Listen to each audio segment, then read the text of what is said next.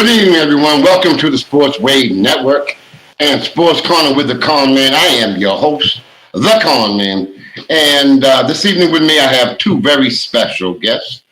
One goes by the name of Ed Atlas, my man.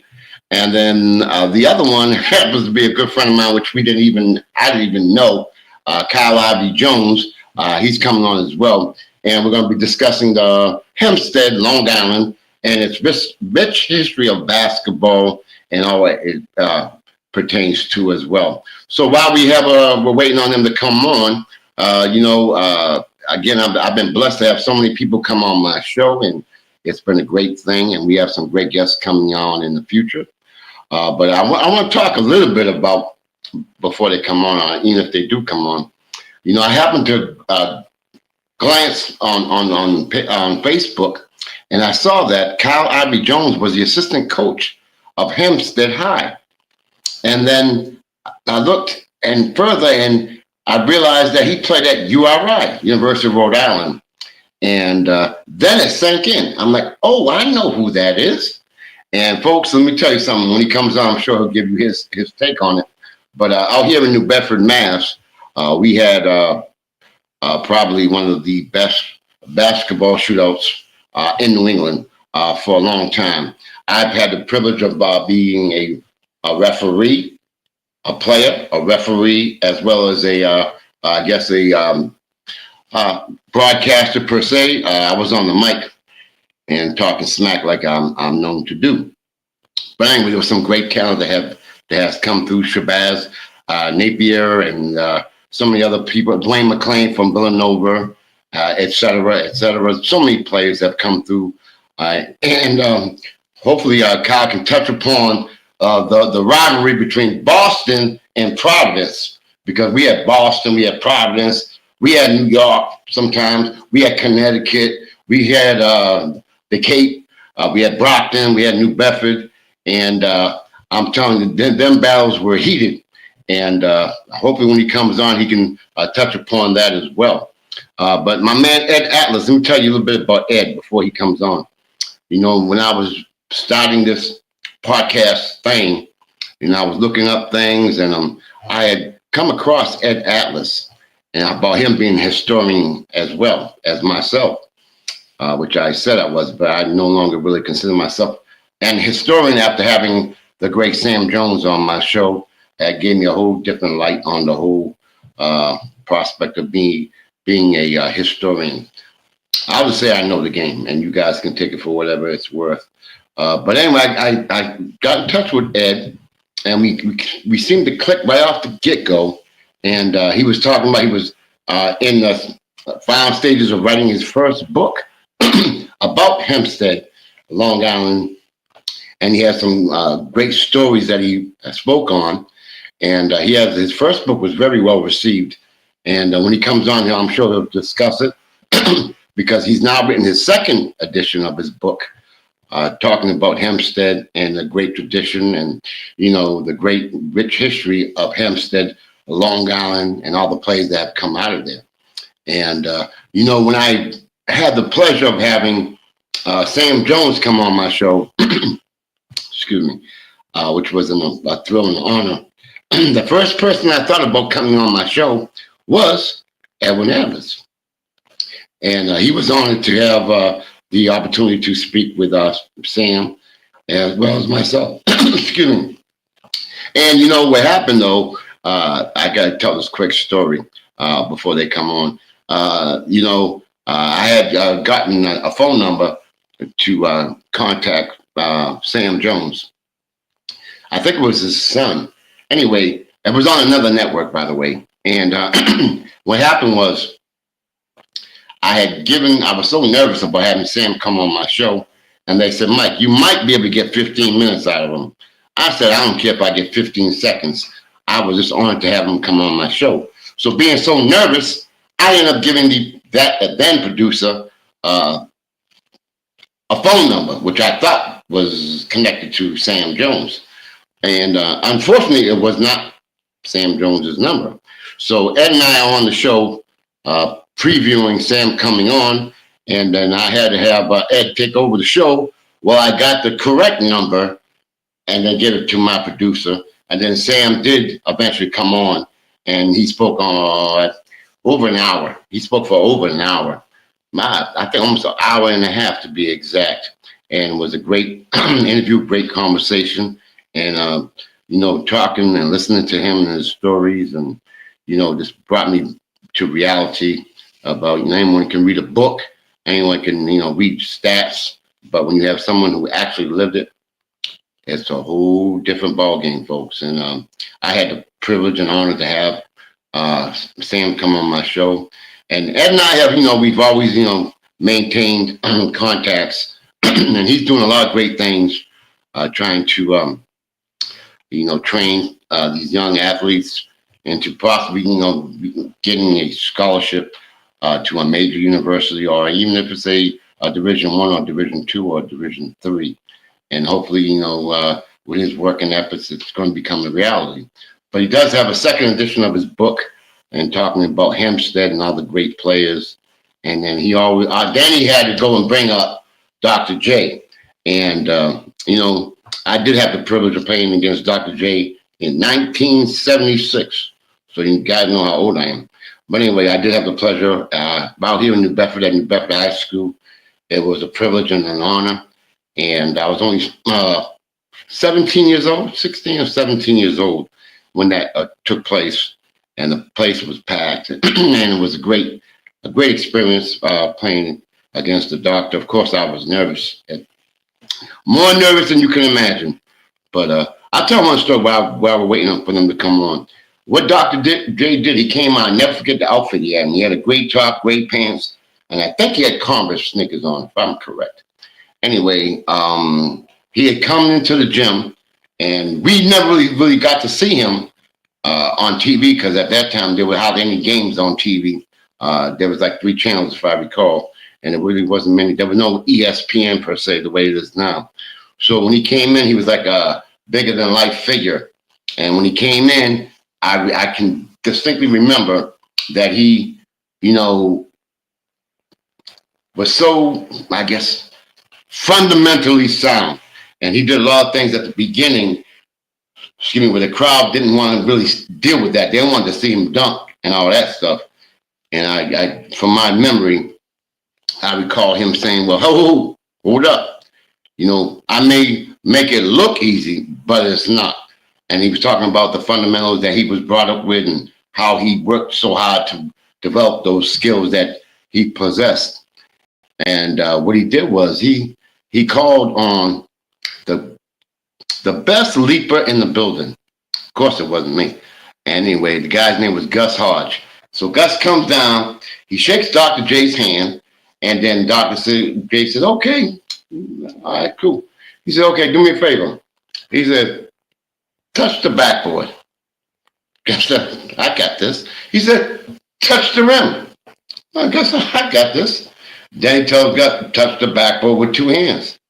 Gus did no problem. Then he goes and says, Gus, touch the rim with 2 hands. Gus does that.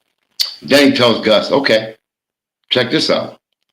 I want you to touch the net without bending your knees. And everybody said, what? He said, yeah, I want you to touch the net without bending your knees. Gus couldn't do it. And then, of course, Doc said, I want you to touch the rim without bending your knees. Now, I might have it reversed. Maybe he told me to get the rim first, and then because he couldn't do it, maybe he then went to the net. Remember, it was 1976. But anyway, I recall that Gus couldn't do either. And then Dr. J at that time got 2 balls, and he went up at the same time. Boom, boom, without bending his knees. And if you guys watch the 1976 All-Star game, he does that same exact dunk. If you watch it, if you could look at it, Google it, whatever, you will see him doing that same thing when he gets under the basket and he goes up and he does right hand, left hand, bang, bang. And then he said, well, I want the top 7 or 8 players in the building to come on down. And, I'm a sophomore in high school. I'm like, hey, everyone's, but go ahead, Mike. Come on, man. You want to go ahead? I'm like, nah. Go ahead, Mike, go ahead. I said, all right, all right, I'll go do it. So we go down, there's about 7 of us. And we were all good friends, by the way. David Lato, Derwin Watkins, Gus Hodge, Kyle Stepina, Tony DePina, and I'm forgetting some people. I think there may be 2 others I'm forgetting. And anyway, I recall that Dr. J had us all, shook our hands, his hands were huge. And he had us all at half court, side by side. And he goes, well, you guys make yourself comfortable. And I recall that, I had with that purple, pink, whatever you want to call it. I had one of them shirts on, you know what I mean? And I'm a 17-year-old kid in high school from the hood. I don't have much money, but I had change. And I had change in my pocket. So I'm nervous, right? And my knees are buckling. And he said, stretch. So I'm getting ready, I'm trying to do my thing and stretch. Meanwhile, I had change in my pocket. So as I bent over, my change fell off. Needless to say, I was not off to a good start to begin with. So anyway, he said, okay, look, game's up to 2. And, you got to take it out. You shoot, you clear it. So the first guy, I think was David Lato, and Doctor his 2 shots, bang, bang. And then the second person, I'm not sure, I might have the exact people, whoever it was. Anyway, now it's my turn. So I'm running up on him. I'm up, because I was known as the defensive player. So I'm up on him, and he takes a shot, and it hits the rim. And I grab the rebound. I remember going to the left corner. And I remember getting the ball. I go through my legs, bum, bum, bum, bum, bum, behind my back, and I go to the cup with my left hook. And I don't recall too much after that. All I remember is some big thing, a shadow coming over my head. And obviously he blocked the ball. And he took it and he cleared it. And he took another jump shot. Bang. But he missed. And it hit the back of the rim. And I remember my hands right here. I see the ball hit the rim. I see the ball coming to my hands. And for some reason, he snatches the ball with one hand, turns and does a 360, and the crowd goes absolutely berserk. Absolutely. I said, oh no, this is not a good start. The place erupted. It was nuts. And then I think 3 more players after me went. And then one guy, only one person scored. It was a guy by the name of Derwin Watkins, who ended up going to University of Norwich, Connecticut, and played ball there. Derwin was one of the outstanding ball players from our area. He was the only one that scored on Dr. J, if I'm correct. And it was a jump shot from the left corner. My memory stands with me. Anyway, after all that, Doctor said, okay, everybody, come on down and get in a semicircle. And we all did, right, a semicircle. And my man, Dr. J, I'll never forget this as long as I live. He did every conceivable dunk you can imagine. The only one he didn't do was the one from the foul line because there's so many people. And he didn't, but I mean, one ball, 2 ball, back. He did every imaginable dunk. And, one of the guys, I remember his name was Bob Boza. They filmed it and was on a microfilm. And they gave me that microfilm. Boy, I wish I still had that. But I didn't know what a microfilm was. I knew on and off. And I didn't know what it was. And I wasn't thinking fast forward or whatever. So that film was apparently destroyed. And unfortunately, but there was a couple of pictures that were taken. I was not in any of them. But, that was a great experience. And I do not know what's going on with my guests, but getting back to Ed, it was a great experience with Ed, interviewing the great Sam Jones. And then when I found out about Kyle, and then I put 2 and 2 together, and I knew it was him, I'm like, this is a small damn world. Kyle played in the shootouts out here in New Bedford, and it was rock'em sock'em. I mean, there were some rivalries going on, and I go back 40 years. So I go back when it first originated. Matter of fact, I think I played in the very first shootout 40, maybe 41 years ago. And then, of course, I refereed the games. And then I ended up being on the table for years, on the mic, talking smack, and which was a blast, by the way. And, I got to know a lot of the players, and I was really close with some of the guys on the Providence team. And that's how I became to know Kyle Ivory and the whole crew. And it's funny because two guys that he is very close with, one of them being Ibn Bakari, who's out in Providence right now, and Masadi Caldwell. It's kind of funny because Ibn was on my show, and he will be coming on probably within a couple of weeks. And then Masadi Caldwell, who was also on my show as well. So it's kind of interesting that they both, and we all have something in common. And right now we're just waiting on them to come on. As when you do podcasts, sometimes technical difficulties do occur. And I had a guest lined up last night by the name of, I call him OG John Reeves, who was out of Chicago. And I was looking forward to that. And we're going to try to get him back on. Again, sometimes technical things do occur. And looking forward to having OG on because he keeps it 100. And he's old school. We don't do no Google and LinkedIn and all that. We just go by experience and knowledge. And he's going to be a great person to have on because he has so much of a recollection of back in the day in Chicago, when ball was ball. And then, I like to talk to him about what his feelings are back in the day and comparing it to how the game is played now.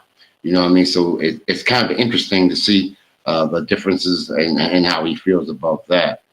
My last time, I understood that Ed and Kyle were ready to come on.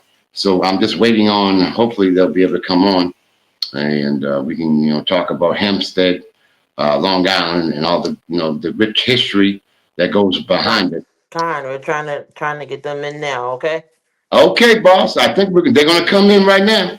So hopefully they do. But in the meantime, again, Ed has written one book, and now he just completed his second book, amongst other things that he's doing. I'll let him explain what he's been doing. And Kyle Ivory right now is the assistant coach at Hempstead High School as well. And he's had an illustrious career at URI, and he's played overseas as well. And again, he also, when we hopefully gets on, we can talk about his experiences, playing that Monty Playground where, we had, there was some wars, man. I'm trying to tell you, there was some, it was like that. It really was. And a lot of great memories, a lot of great talent. And I was fortunate enough to see it from its origination, from day one until the end. And although now it's been taken over by some people who are doing a great job, Brian Rudolph and his committee and his staff, they do a great job. It's a money tournament, and it draws rave reviews because it's during the Cape Verdean Independence Day parade celebration. So everyone's coming down, and there's over 100,000 people that watch the parade along the routes and everything. And all the Cape Verdeans, and not just the Cape Verdeans, but a lot of people come, and you get to meet or see people you haven't seen in a long time. And so it's a great social gathering.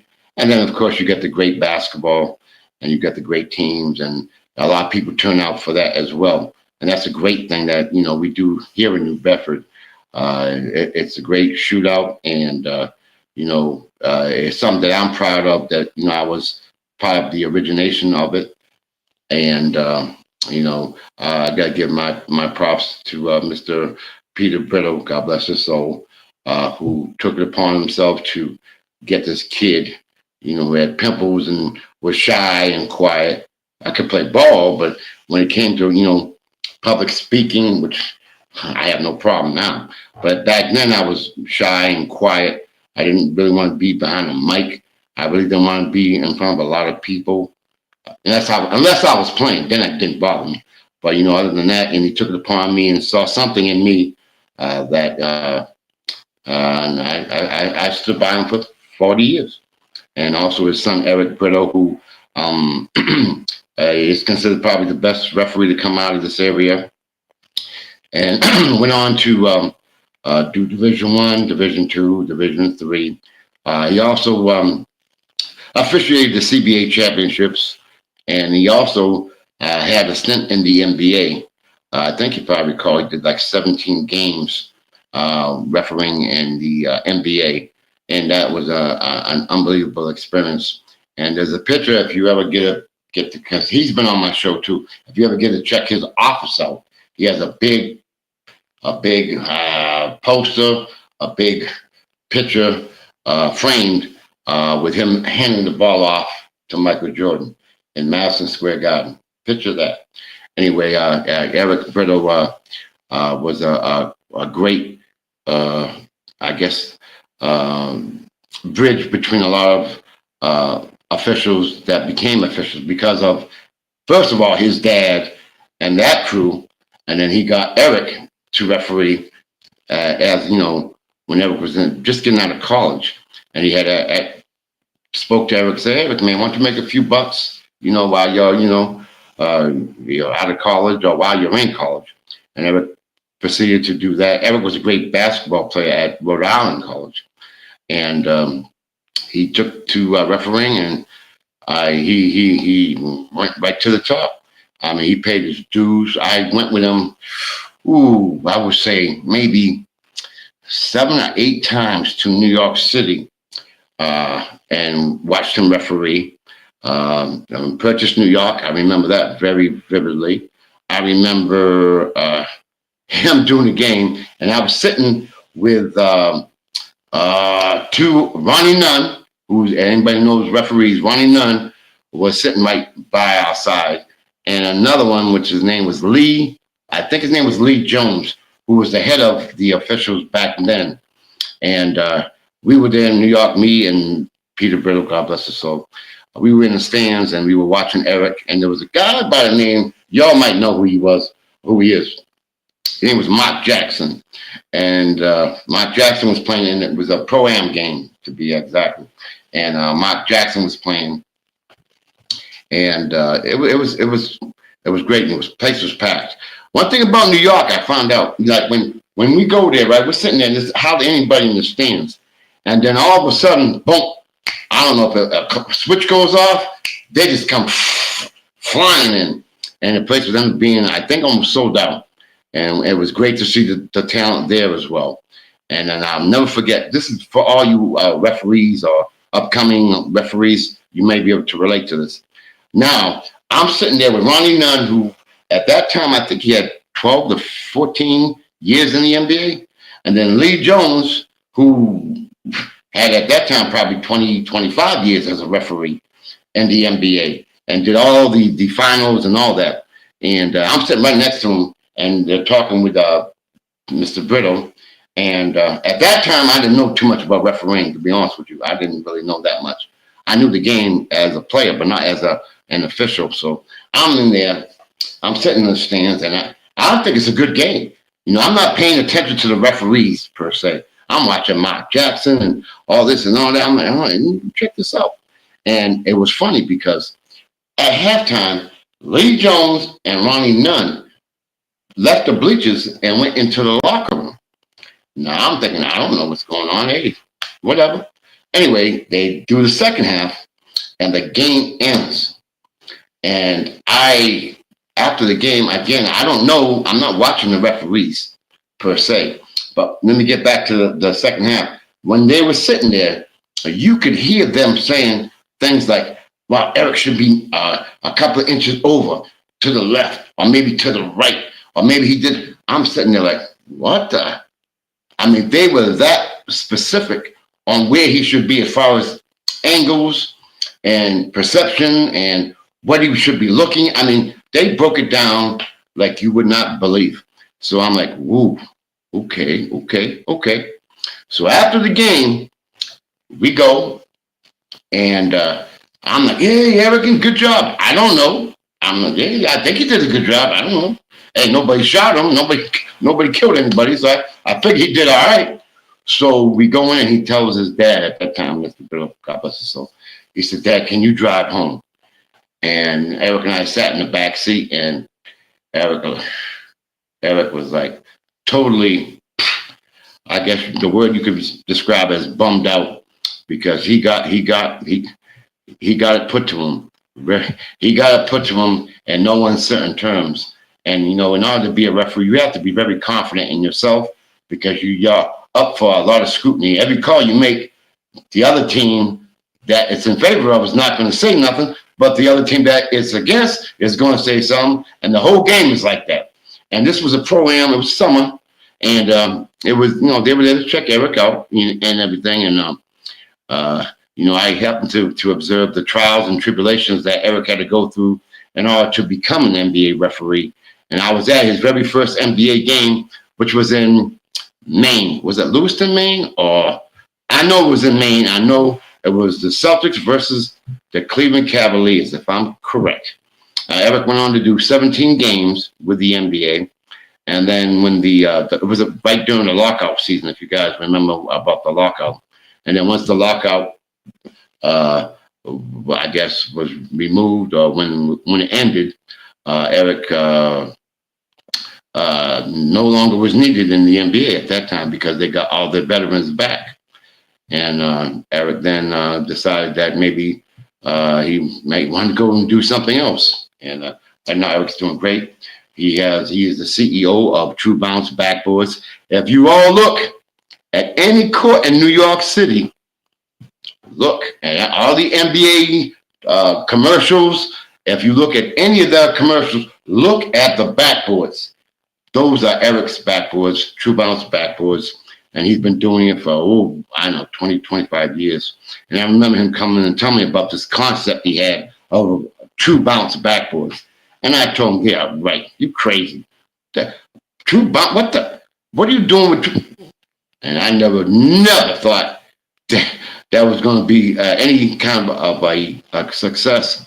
But he's still doing it, and he's in every court in New Bedford. And not only New Bedford, New York, Denver, LA, here. He's all over the country. Matter of fact, I think this past summer, or maybe before that, they did a dedication to Kobe Bryant in LA. And I don't know if you guys have an opportunity to Google that or look it up on YouTube.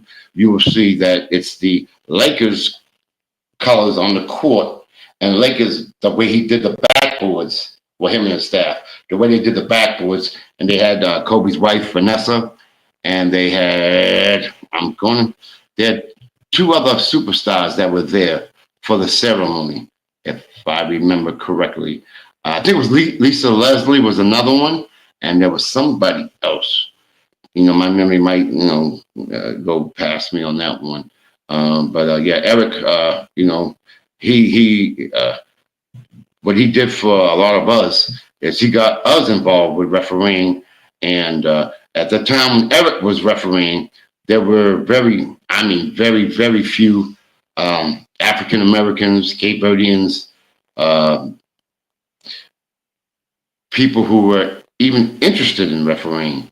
But when, we all found out that it was a good way to make a few bucks on the side and remain in the game after we played, I think that it was a great thing. And if you look at it right now, there's so many referees that started from that tree that Eric, well, Mr. Brittle and then Eric, and then we all followed Eric's footsteps. And, there's so many referees because of Eric. And we owe a debt of gratitude to Eric for giving us the opportunity to become a referee. But one thing I will tell you, Eric is one of my best friends. If you guys know about the Steel Brothers, we are the Steel Brothers. And I had asked him, I said, Eric, man, can you teach me how to ref? Can you show me? Ooh, folks, let me tell you all right now. Sometimes you get what you ask for. I don't want to go into detail because I don't want to bore you guys. But when Eric's okay, you want me to teach you, right? I said, yeah. I had no idea. I mean, he broke it down to a science. I don't want to go into detail, but I'm talking about proper angles, way to run down the court, how to look behind, in front of you, never go behind you, proper angle. I mean, I got a lesson that you guys, not many people can get that unless you learn under a NBA qualified official. But there's so many things that go into it. I mean, angle on the backboard. I mean, if there's a way, I don't want to bore you, but there's a way if you get in a certain spot on the court, and if you have the bottom of the backboard, the angle on the bottom of the backboard should be at the middle of your chest. Give you an indication of how detailed Eric was. So once you did that, because sometimes you're like, well, where are you supposed to be on the court if you're the trail? Where are you supposed to be? Where are you supposed to be if you're the lead? You know, I mean, you got a book, that's all good. But if you want to learn from the best, and he would do like this, okay, all you got to do to know where you're exactly at, first of all, you go near what the hash marks are, number one. Number two, when you get into that angle, if you look directly below the corner of the backboard, that should be facing your chest. That would give you the perfect angle to see the play. You're far enough away so you're not too close, and you're not too far that you're not still able to see the whole picture of the game. And you know, he told me that, and he told me as an official, I don't want to bore you with officiating, but as an official, what you're doing is telling a story. I don't think guys. So when you are officiating, remember that you guys are telling a story. You're saying, okay, what occurred? A foul. Okay, what was the foul? Who committed the foul? What happens next? So in sequence, it's a sequence. You know, it's protocol. And once you know that, and you're telling a story, because a lot of times referees, what they'll do is they'll just they might throw a number out, or they might do this. But I learned that, okay, if it's a travel, you blow your horn, boom, travel, bang. You know what I mean? You learn, because people in the stands don't know exactly what's going on, what you called, why you called, how you called. When I'm refereeing, which I still referee, by the way, I want to make it known this is what happened, this is what I saw from my angle, and this is the procedure that I called. Would it be traveling, double dribble, offensive foul, etc., blocking, and you know what I mean? All those things come into play. And, you know, I believe that a lot of officials around here really don't do that much. But when you become certified, they tell you about floor coverage and all that stuff, which is, I don't want to bore you anymore.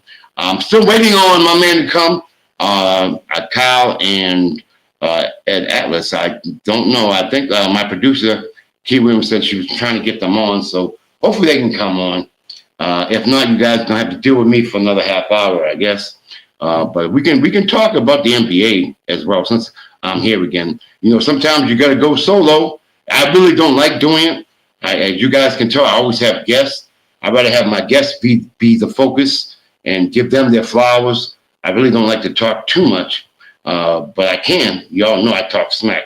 But I really like to have my guests be the focus and not me. I find that it delivers a better product when you have guests and make the focus on them instead of yourself. So, but I'm in a situation now, I got no choice. So y'all gonna bear with me because, you know, this is, hopefully they come on. And, you know, I was looking forward to having them on. Ed's old school. He did his service time. And I wanted him to tell you his story and how, you know, what got him into going over, becoming a veteran and going into the armed services and all that nature. And I want him to talk about that and what he's doing now. Because he'll send me a lot of things. He'll send me one of his prodigies or a couple of his prodigies, you know, some 7-footers, 6'11" guys. And, you know, he'll give me updates on their progress. And that's a good thing as well. And he's just a good dude. He knows the game. He loves the game. And he just completed recently completed his second book, talking about Hempstead and its origination as far as, you know, his views. And he goes back in the day and he brings it, I think, pretty much current as well. But he has a lot to say. He has a lot of knowledge, and I was looking forward to having him come on the show and, you know, give him his as a piece of his knowledge, and hopefully he does come on. Now, Kyle, like I said, it's a small world because again, he would come down with a team from Providence, and they would go at it with Boston, because that is a rivalry, guys, like you wouldn't believe. So they would always go at, and they knew each other very well because they played in Boston or they played in Providence, and it was almost always the same team for the most part, and they developed that rivalry, man, and it was very intense, and the talent level was unbelievable. And I'll tell you, I remember when I first was approached to do the shootouts on the mic. A guy by the name of what is his name? Mike. Well, at that time he was my partner, and he said, Mike, well, why don't we just do it live? We can do the show live. So we go to Monty Park. We set everything up. We got the cameras. We got the microphones. One thing I knew, but I don't think he knew, that when you're in that environment, certain things, how can I put it, going on. I'll kind of leave it at that. You had people who were engaging in, at that time, let's say they were, I guess the best word, socializing, and maybe a little too much. But you had people who were drinking and other things, and that's part of playing in the hood. You guys know what I'm talking about. And so while we start the game, and we're going all right, but then you got people in the stand and they're swearing and they're yelling and they're screaming at the referee, or they're talking smack to the other team that they don't like. And obviously it got a little point where it wasn't PG anymore. Matter of fact, it was not. Matter of fact, it probably could have been XXX. The way the words that it was pretty ugly. Anyway, we had to stop the game. Well, stop filming the game and broadcasting the game. Yeah, that was the one and only time that occurred. But then I went back on the mic and did that for a lot of years, and I've seen them all come and go. And I wrote an article, because I've written some articles about the top 100 players out of this area, in the South Coast area. I also did the top college coaches from this area, and I did the top 100 players. It ended up being almost 150, because I did the 100. But as you know, when you do lists, people, the first thing they're going to do, they're not even going to read the whole list. They're just going to look at who's not on the list. You know how that goes. So obviously, I got a little bit of heat. Well, how come so-and-so made it, and how come so-and-so didn't make it? You should have had this one. I don't like all your list, or I like your list. And but I had what we call scodiones to do the list. And you got, when you do something like that, you're putting yourself out there. You're going to get criticized. But I did a list for that. I also did a list for the top coaches in the area. I think I did the top 50 coaches, and I did the top 135 players. I also did the top, I think it was, man, my math is not that good. I think I did the top 50 or 75 referees, and I recognized all the officials that I remembered, and I gave them their props as well. And I thought that was, a thing that, a lot of referees never get any recognition. They just get yelled at. And I wanted to make sure that I gave them their props as well. And I did that as well. But I've written so many articles that I think are pretty good, I think. And, it's a privilege to be able to write articles. And I didn't even work for Standard Times. I don't even know how that worked out. I mean, to be able to write those articles, and I don't even work for them, you know what I mean, was kind of strange to say the least, you know what I mean? But, when you put yourself out there, you got to expect people to criticize. And, I got thick skin, it ain't going to stop me from doing what I do. So, I love what I do. Like, doing the show has been great for me. And I've been blessed to have so many guests throughout the country, coming on my show, and some that didn't know me from a hole in the wall. And now that I guess I'm kind of known out in the podcast world, you know what I mean, which is a good thing as well. And I think I have. Here we go, folks. I'm honored to have my man Kyle Ivory Jones. What's going on, Kyle? What's going on, Mike? How you doing, man? Sorry. Kyle, I was telling folks that I didn't put two and two together, and now I know. I'm like, I know Kyle, man. We go back from Money Park days. But anyway, I want you to give the viewers a little something about your experiences playing in Money Park. Money Park. Oh my Lord, that was an experience. Fond memories of all the games. The competition, the players. Talking crap to each other. I mean, one of the best for played in for year after year after year. A great tournament. Great tournament. I missed that tournament. Yeah, I was honored to be part of it for 40 years.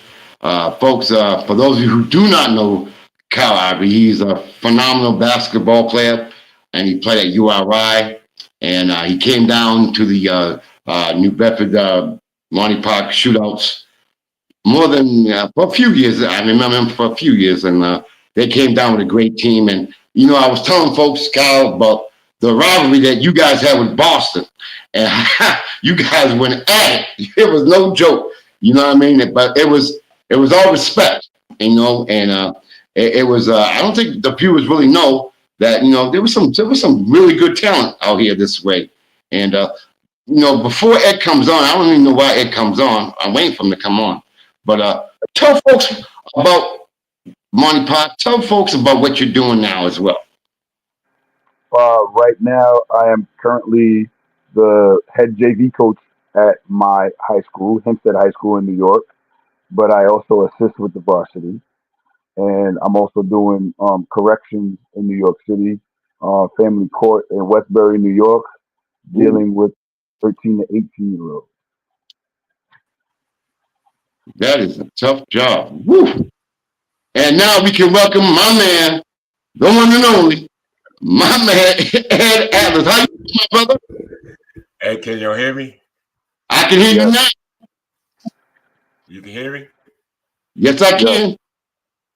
How y'all doing? I'm doing well, man. How about yourself?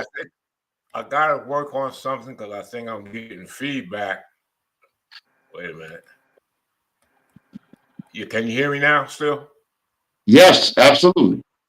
Good. How you guys doing, man? Sorry for the delay. Yeah. And when you do a podcast like this, things happen. But folks, I had, as I mentioned prior to them coming on, I had met Ed through when I got into this podcasting thing. I had come across Ed, and we clicked. And then Ed, was working at that time, working on his book, his #1 book, first book. And he sent me the book, and we were going back and forth because he's a historian, and I like the game. I won't call myself one because after.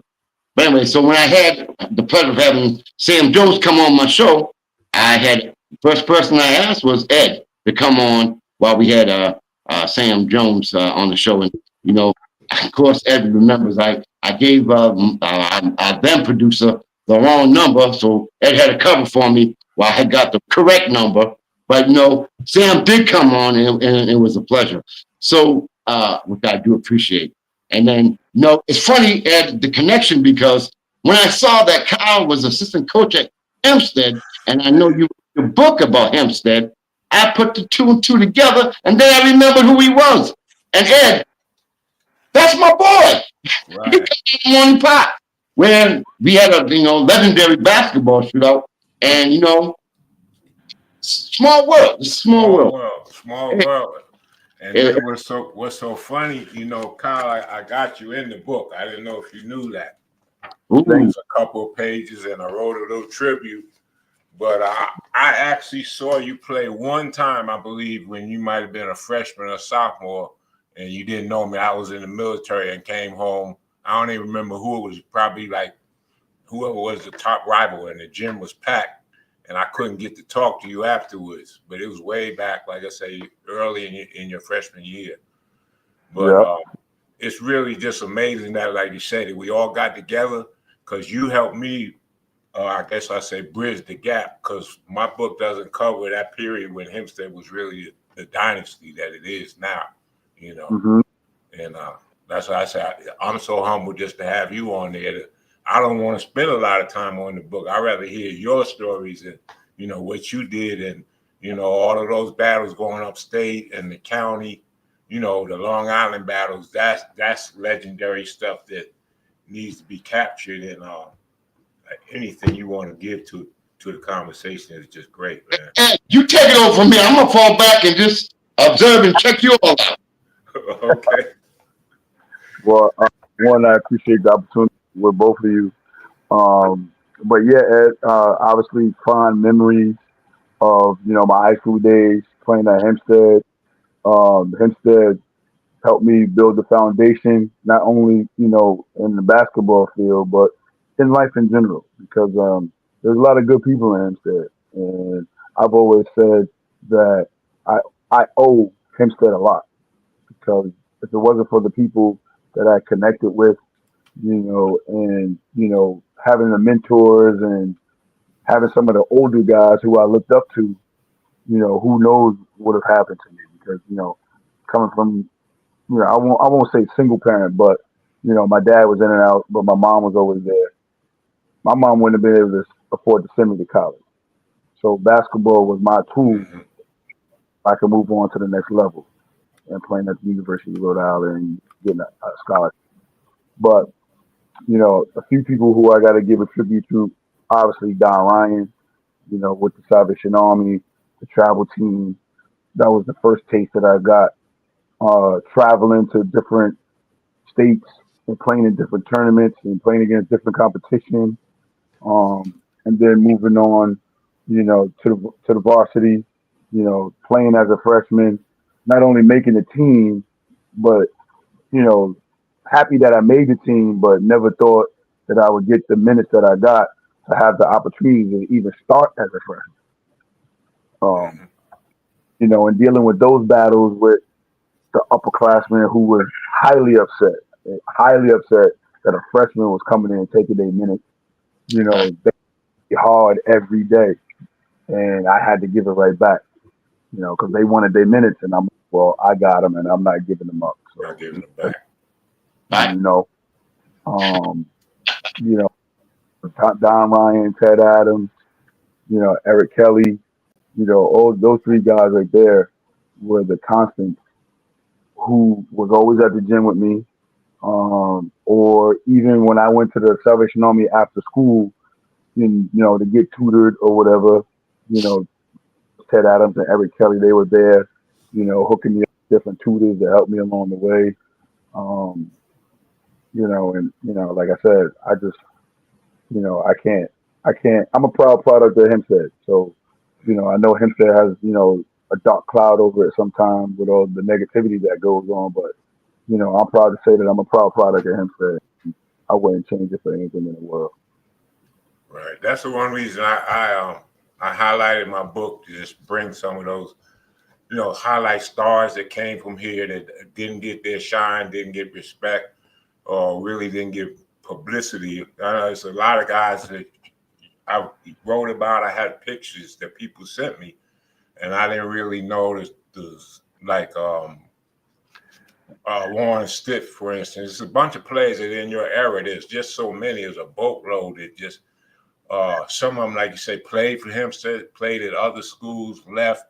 A lot of talent that, well, going back to my history, I played in '73, but I didn't make varsity. I played for Hempstead B varsity, which was Mm-hmm. run by Percy Jackson. But there were a lot of guys on the same, uh, probably that could compete and even take spots on, like you say, on varsity, but for whatever reason, they didn't have the grades or, you know, just didn't some kids just played rec ball or whatever and didn't really take it seriously.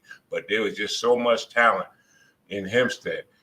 But how I got started on this book, I never knew it was going to turn into the book that it is I had a good friend, and you might have known him, Billy Hope, who played for Don Ryan.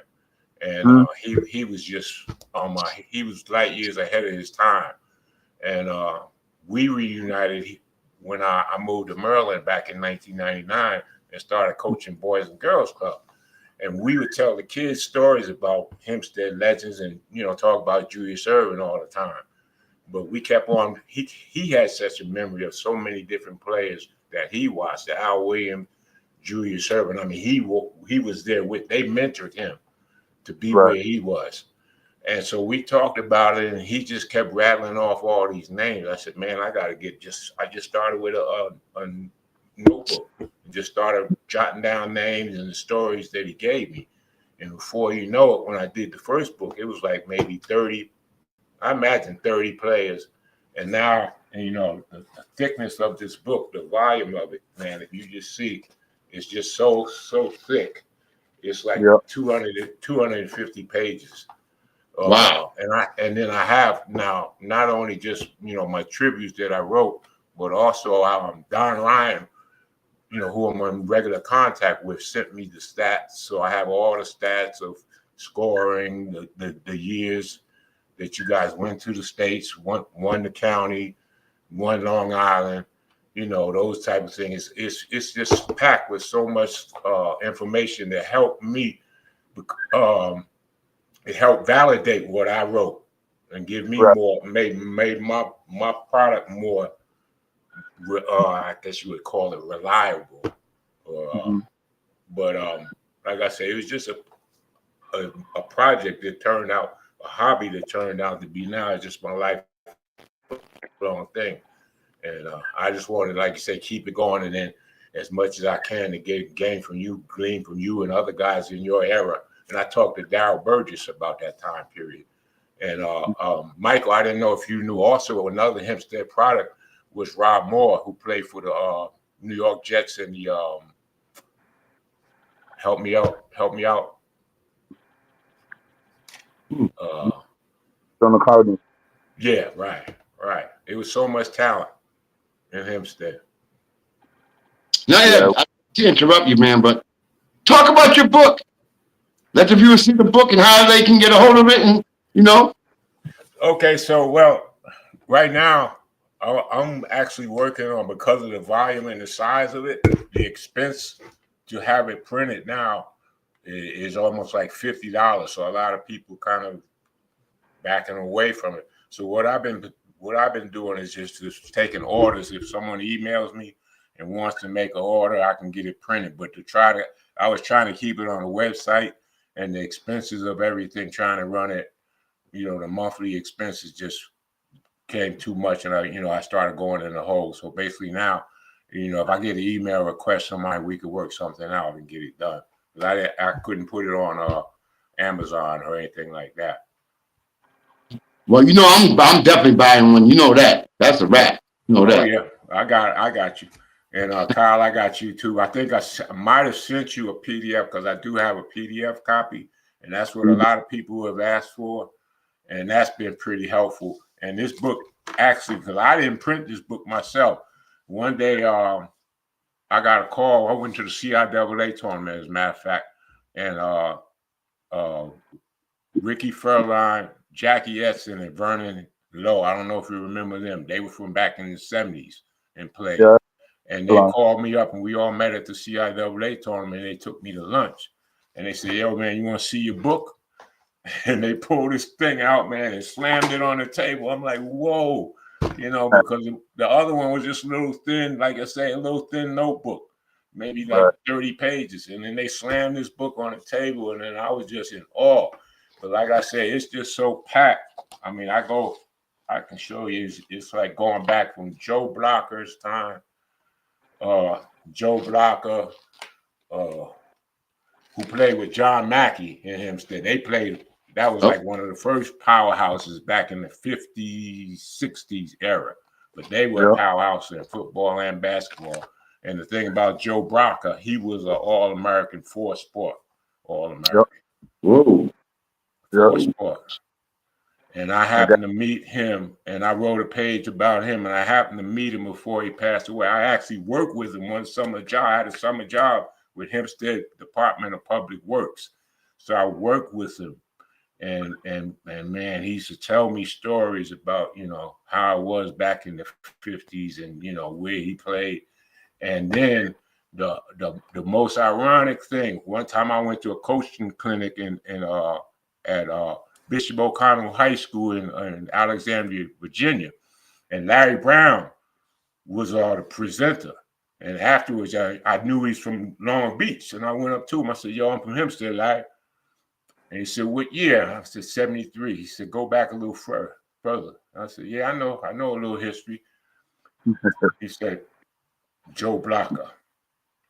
Larry Brown said, Joe Blocker. He said, I came to Campbell, and Joe Blocker used to beat me up, and I kept coming back to get more. Larry Brown. That's deep. Now, question. I'm gonna get both of you to ask this question. I want your feedback. I'm gonna start off with you, Kyle. What are your fondest memories of playing ball at Hampstead? My fondest memories are, one, making the team as a freshman and then starting, and then two, winning back-to-back state championships. Ooh. And myself named the MVP in the New York State Championship. Wow. That's deep. How about you, Ed? I would say, I guess my fondest memories, well, one of them, I think I told the story before, though, is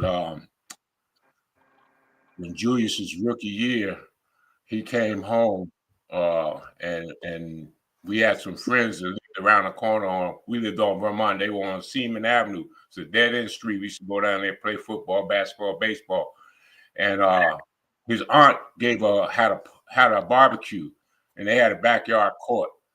And he came down he was driving a Lincoln Continental, 73, 74, whatever year it was, white Lincoln Continental, diamond in the back, sunroof top one.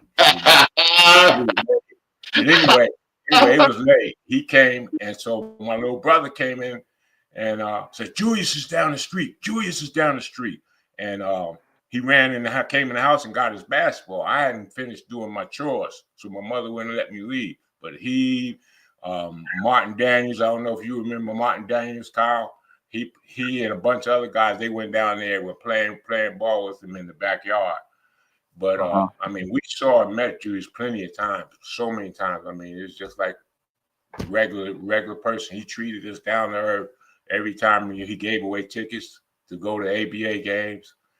But I guess as playing wise, I guess my only year playing would have been the B varsity team, and we were at 17-1, and that was just a good year. Now, folks, what made Hempstead so special? Let the viewers know who may not know much about Hempstead. What made Hempstead so special? I think it was because it was the hub of Long Island, where business and everything just kind of conglomerated and came there. But as far as the talent, I think a lot of talent came from New York that relocated. Brooklyn is Brooklyn heavy. We're from Brooklyn. My family's from Brooklyn, but Brooklyn heavy, Queens. And I knew a good group like Robbie Brown and those were from Harlem. So we had players when they migrated out to Long Island. I think one of the first places they went to was Hempstead. And so, like you say, from Joe Brocker's era, it just grew. And then with Don Ryan, the impact of Don Ryan and the Salvation Army, it just made kids want to come. They came to try. People wanted to come from out of town to try out for the Salvation Army. I mean, and then, like you say, the pickup games. I mean, and I wrote about all of those in there. The pickup games at Campbell Park, Kennedy Park, Lincoln Park, Browley Park, Marshall Park over by the what's the name of the project? Terrace. Yeah, Oh my goodness, Terrace Avenue. They had ball players, and then they had Westbury Boulevard. They closed that park. It was talent just everywhere you go, boys and girls that played. And going back to my age, we rode bikes to other neighborhoods. We would ride out to Uniondale, Freeport, Roosevelt, Baldwin, and go out there and play their best. A lot of times winning, most of the time winning. Sometimes fights. We went out. I've been out to Roosevelt and had to. If you didn't make that 12 o'clock bus in the evening, because they had disco in the park, and 12 o'clock midnight, the park shuts down, and the bus back to Hempstead stops running. So sometimes we had to walk back. We got chased back a few times because they were just fighting over the girls and all that kind of stuff. Hempstead was like that. Kyle, man.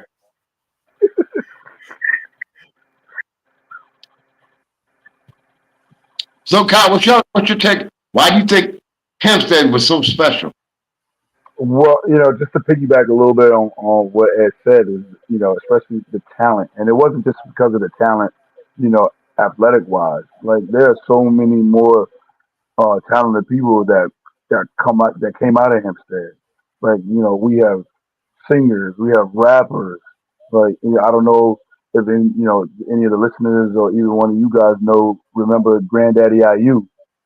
He was a student at Hempstead High School, and he's an old school rapper. God rest his soul, he just passed away recently, but he had a couple of albums. Quiet as kept. From whole, Method Man. Kind of spent some time in Hempstead. Um, why I can't think of her name right now, but anyway, there's a few people out there, regardless whether they're singers, actors. There's a ton of people that's from Hempstead who made it out and became successful in the world, and that's a rich tradition right there. Along with all the positive role models that we all had growing up. Um, just making sure that a kid like myself or my teammates or whatever, we just stayed on the straight and narrow and stayed out of trouble.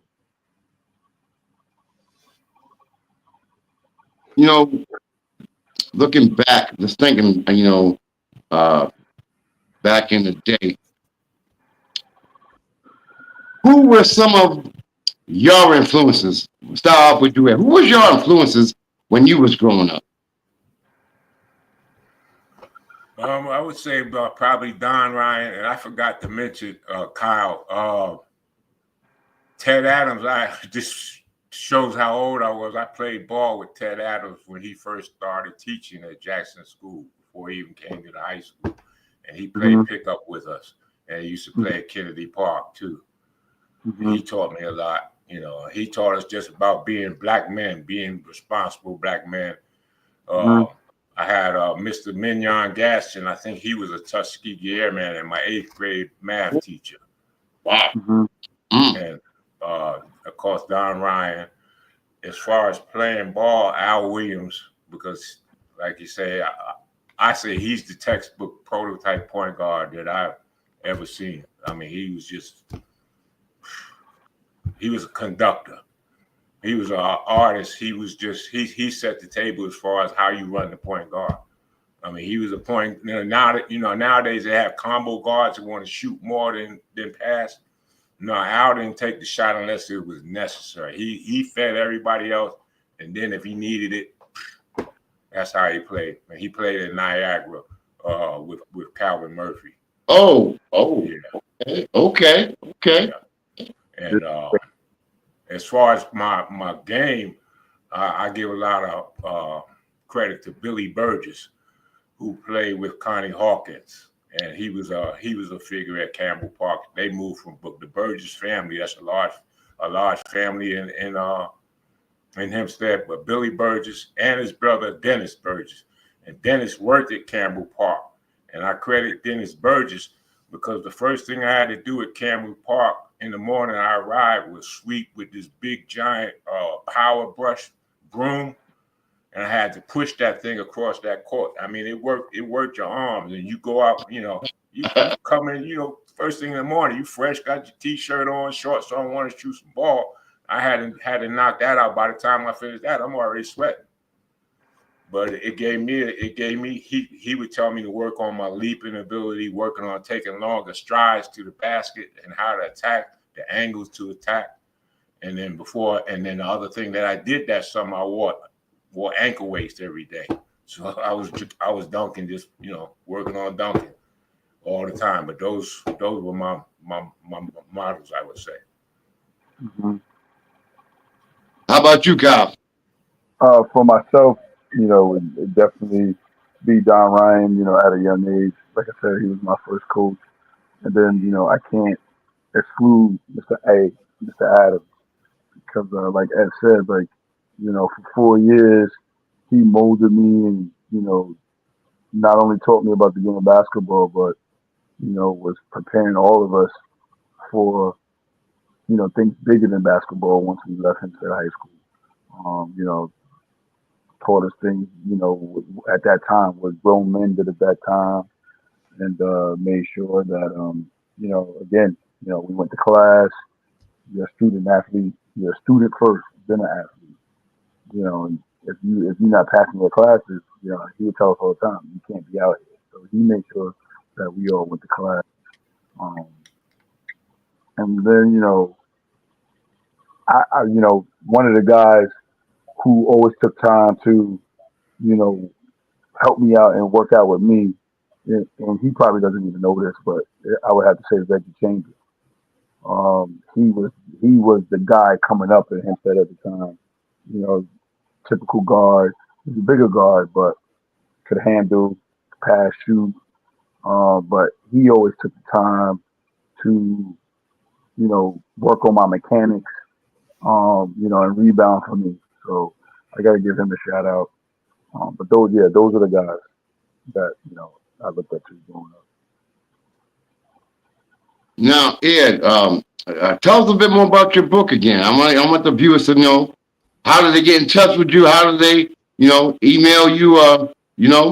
Okay. Yeah, my email, I'll spell it out. Well, I'll say it first, is Atlas World and the number 220 at gmail.com.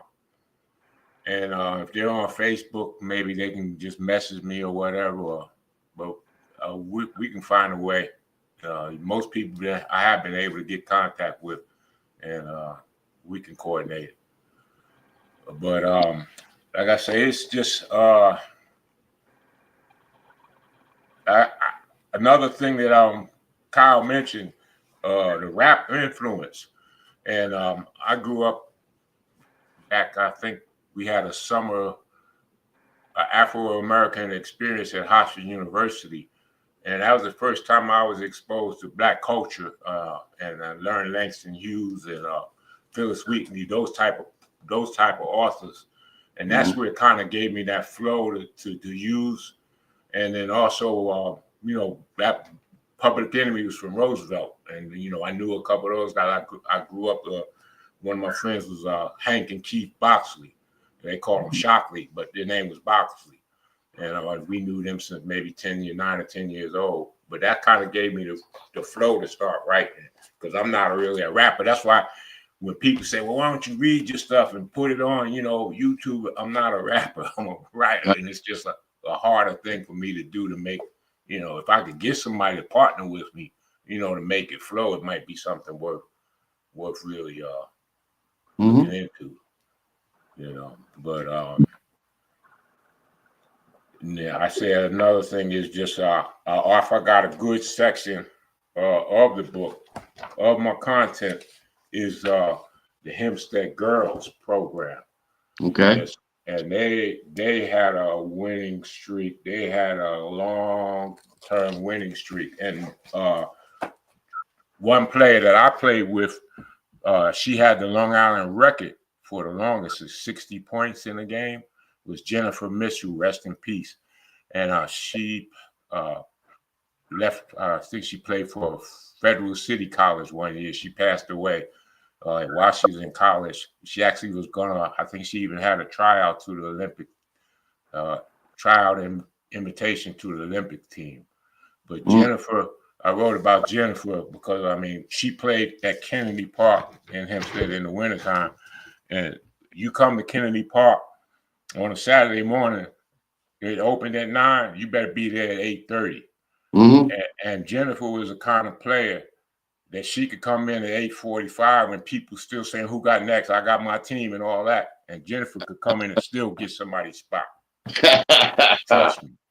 And she would come in, and the thing about her toughness, her mental toughness, that's what just made her so special. She would come in and play, and guys, try to get physical with her. She said, "That's what I want." She said, "I'm not backing away from that. You better guard me."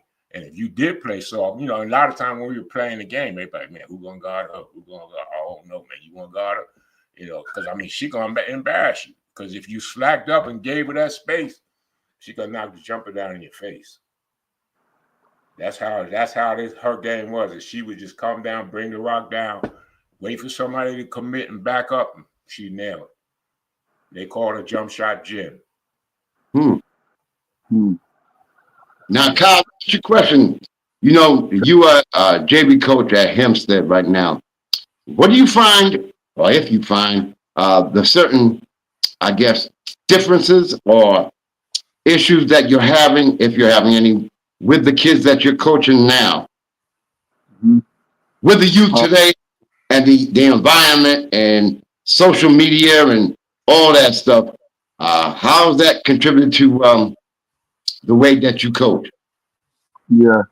Well, I have two comparisons because, for a number of years, I coached in Rhode Island, and now I'm coaching in New York. And this is not to slight the Rhode Island kids, but they really don't have, up here in Rhode Island, they really don't have the distractions and the difficulties that the kids in New York have. And what I mean is that,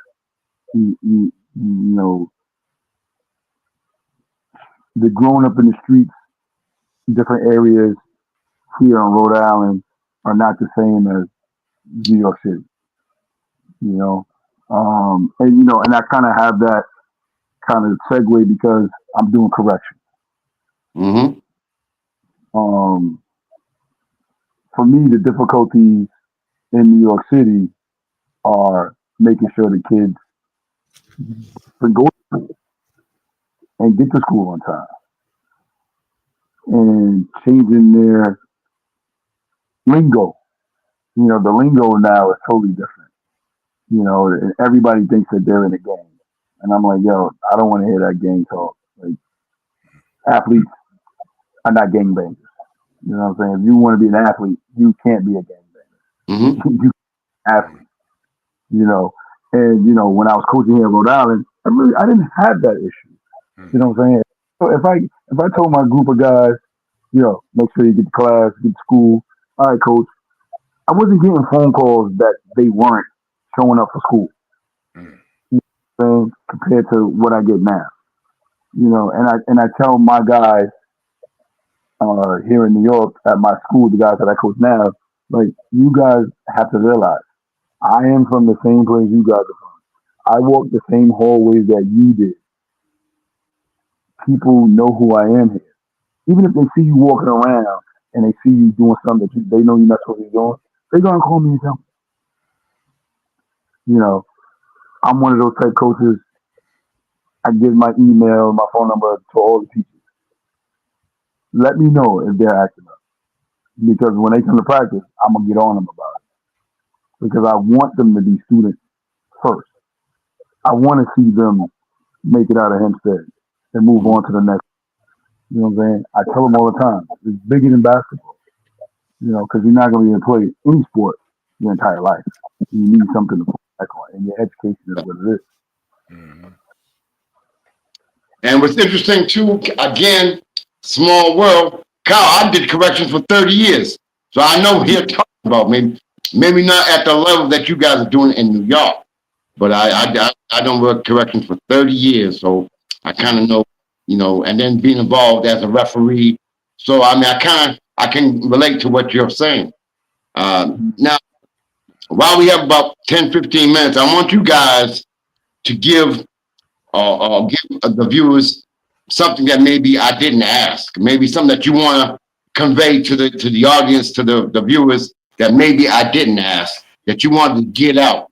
You know what I mean? Because again, I appreciate you guys coming on my show, and I want to give both of you your flowers. And I don't want to, end the show without you guys having to say what you really want to say. So here's your opportunity to say exactly what you want and what you want the viewers. You want the viewers to appreciate and learn. Right. Well, Ed, if you don't mind, I'll go first. First of all, Mike, you started by asking me a question about, the tournament in Monty Park. I want to give anybody their props, who was affiliated with that tournament back in that time with Monty Park, because that the ideal tournament, where everybody, if you were a very good basketball player, you wanted to play in that tournament. Mm-hmm. And that tournament, it's kind of like back in the day, with West Fourth or whatever, where people were just cramming into the park just to get a glimpse of, all of us playing. So I got to give props to Monty because, I have so many fond memories of playing in that tournament for so many years. Um, and just to talk a little bit about myself, obviously, because I'm in Ed's book, um, as I stated earlier, I started as a freshman on varsity. Myself, I'm the all-time leading scorer in my school's history for the boys. Whoa, for real? I didn't know that. Wow, damn. So, so yeah, and just recently I got my number retired, and a couple of years ago I was inducted into the Nassau County Hall of Fame. Wow, that's unbelievable, man. Wow, I did not And, know that. and I got a female name girls basketball player, Lisa Smith. Hopefully, you're able to get something about her in one of your books if you haven't done that. Oh yeah, I have her in here. I have Lisa Smith too. Oh yeah, definitely. Yeah, those are the good years. But So, well, I just wanted to mention, like you said about basketball, that it's beyond basketball, more than basketball, and what it did for me. Um, I after high school, I went to Livingstone College in Salisbury, North Carolina, and I didn't play there because the system is just a systematic thing. The coach got fired when I got there. The new coach brought in his team. He said he would give you a walk on, but I could have cracked it as far as I felt. I played good enough to make the team, but like you say, that's the decision they made, and I wanted to transfer. I was took the nerve to go up to big house games. Winston-Salem State played Livingstone. After the game, I was hot. And I could see how I could contribute. So I went up to him after the game, walking out. Said, "Big house, can I get a tryout?" He said, "Sure. Just contact me after the season." I told him I'm from New York, Hempstead, New York, the type of game I played, and I said I could fit your system. Just selling myself.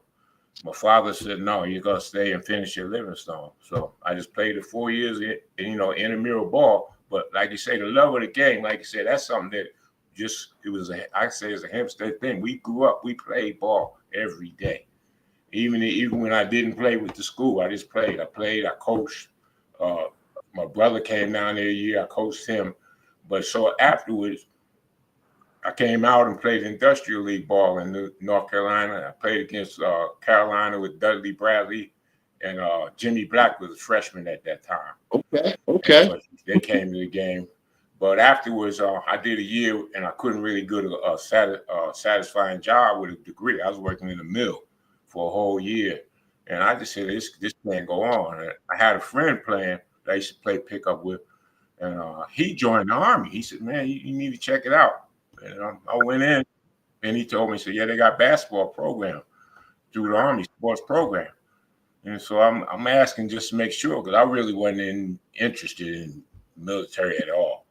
But he said, yeah, give it a chance. So when I got the basic training, we didn't play ball at all until the very last week.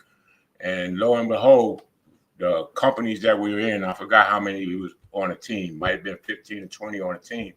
I went up playing against James Fly Williams' partner, one of his partners. And Okay. I scored the winning basket at that game. And the drill sergeant and everything, they were betting on us and whatnot. But it kind of helped me once they find out you play ball, it helps you.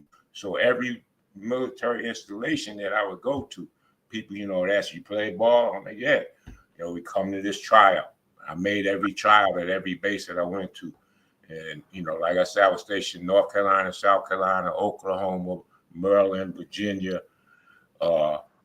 Texas, played in Korea, three different tours in Korea, and then 1 year in Turkey where I played professionally 1 year while I was there. And like I say, all of this is a blessing, like I say, but it was just because of the things I did and I guess where I was in life. And it took me to play, enabled me to play 23 years.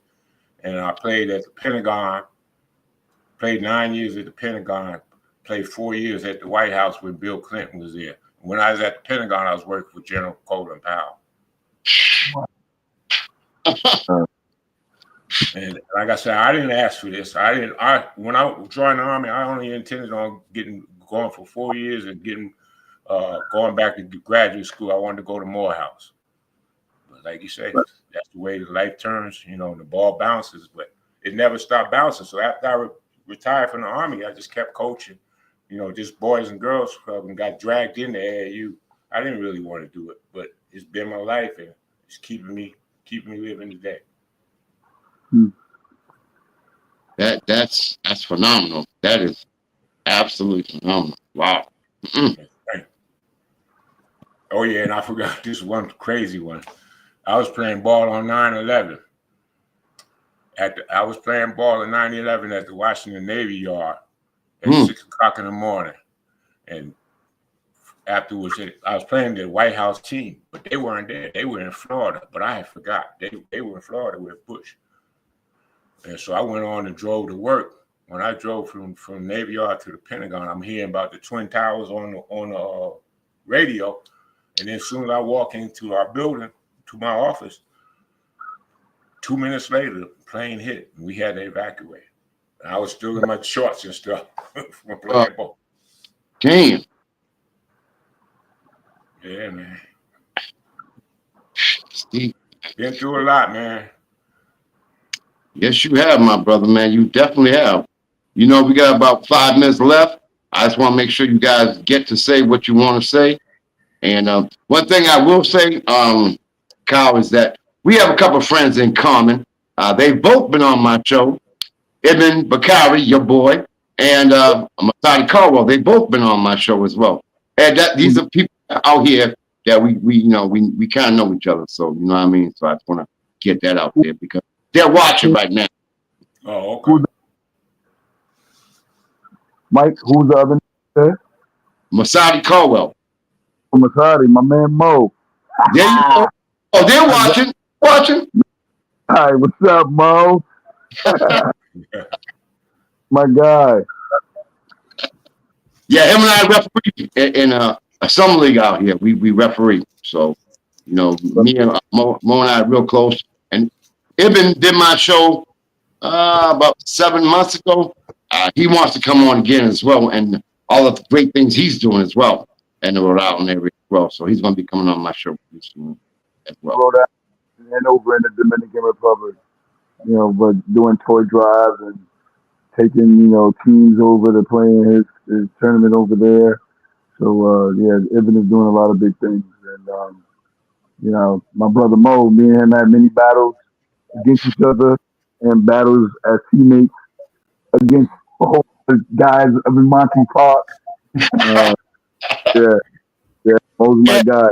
Check it out, man. It was it was something to behold. I'll leave it at that. You can use your imagination. It was off the hook. Yep. Oh yeah, Kyle, I'll definitely get up there to check y'all out one game. Probably. When's your Christmas tournament? Oh, we don't have a Christmas, and this is what he's talking about. He's referring to is Okay. it's the summer. It's Summer tournament.